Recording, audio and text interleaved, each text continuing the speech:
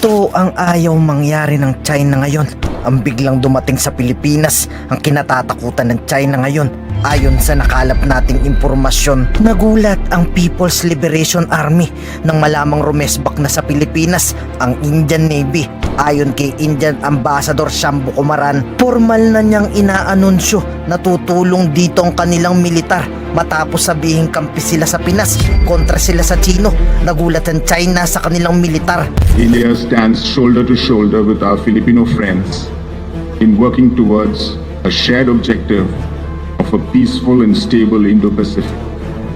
We have and will continue to support each other in multilateral forums. We reject coercion and intimidation. Ayon pa sa India, suportado ng kanilang gobyerno ang ginagawang pagpapalakas ni BBM sa arsenal.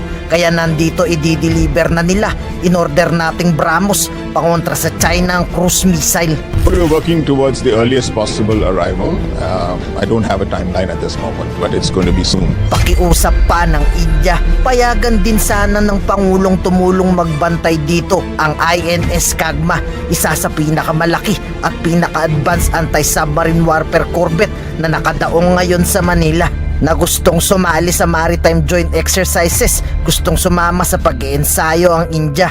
We have extensive training cooperation.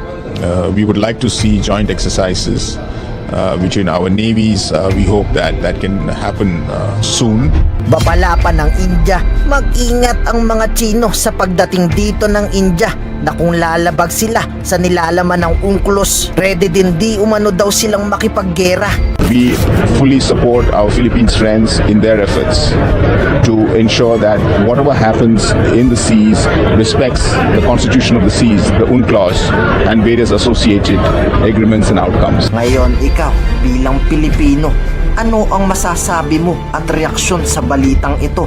Mag-iwan ka ng komento sa ibaba at atin pong babasahin isa-isa.